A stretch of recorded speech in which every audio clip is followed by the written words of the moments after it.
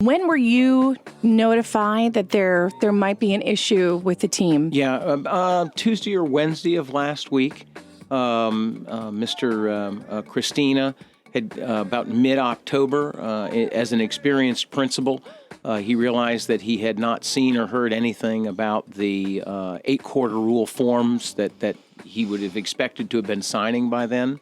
And so he started to inquire, and then one thing led to another, and he found the oversights that we had in the process, which are now under investigation. In other words, we have not yet sorted out exactly what went wrong and where. It's got personnel implications, so we've got to be a little cautious about that. The end result, of course, is not in question. We acknowledge that we violated the policy. We made an effort to appeal to the association, the North Carolina High School Athletic Association, on the grounds of, since this was an adult oversight, Sure. Could we not mitigate the impact on the student athletes? And to rule otherwise would have been inconsistent with previous rulings by the association. So their ruling in our case was consistent with rulings they had made before. And I do want people to realize that the 8th quarter rule, it was followed. Pinecrest wasn't doing anything wrong. That's correct. The students weren't in violation. The students were eligible to play.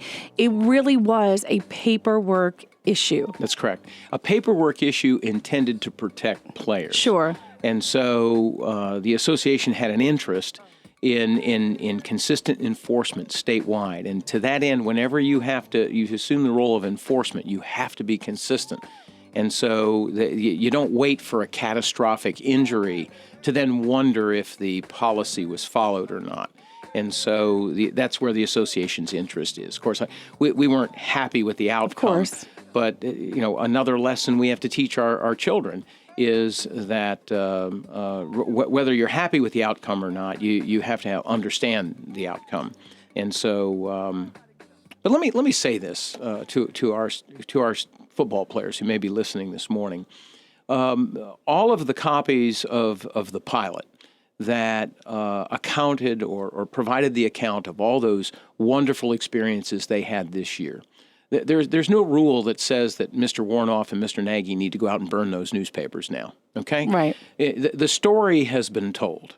The public record is clear on what they accomplished. What is sad is that we didn't have an opportunity to go another week or 2 or 3 or perhaps more into the postseason. But nobody is going to take away the memories. Nobody's going to take away the stories. There may be an asterisk in some record book out there somewhere that nobody will know where that record book is.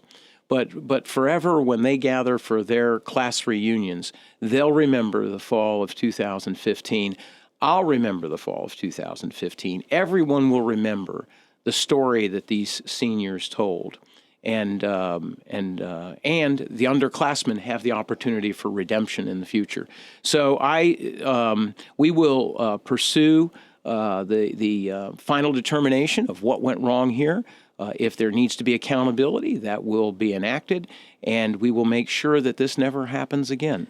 Who does the investigation into this? Okay. In this particular case, we've employed the school district's legal counsel to conduct a third-party independent review. The reason for that is that although technically it's the principal's responsibility, Mr. Christina acknowledged that he wants the public to know that he's willing to hold himself accountable. He'll make himself there because, the buck stops with the executive of the organization. I think that speaks very highly of him.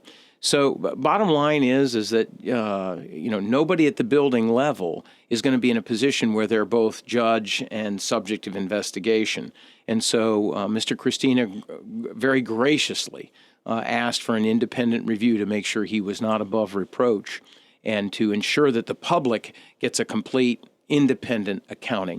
Going to be a little expensive, but not too bad. How long does the investigation take? We don't anticipate it's going to take very long because this was not a very complicated situation. Sure. Right, I know. I mean, basically, there really aren't a whole lot of people you need to talk to, and there really aren't a whole lot of documents you need to look at. The purpose of the investigation has to do with that third-party perspective, that independent perspective that can say, hey, here's what we were supposed to do, here's what we failed to do, and here's what we might recommend going forward. One more question. Yep.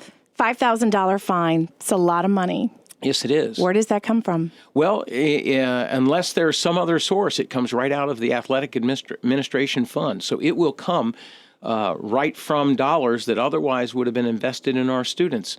I agree with everybody else, and everybody agrees with that. I think anyone who may have been involved with this agrees that that's a shame that would have to happen. But that's what the association needs to get people's attention. All right. The reason why it's like that is that because the association has had experiences in the past where they could not get people's attention on this important issue. That said, all options are on the table for alternatives, and we'll be looking at those options as we move forward. Dr. Bob, always a pleasure. You're always so candid and straightforward, and I appreciate that. It is my pleasure, and Jenny Cruz. I will see you on Thursday night over at Pinecrest High School's Robert E. Lee Auditorium. Are you smarter than a fifth grader? We'll see. Dr. Bob, thank you. Yes.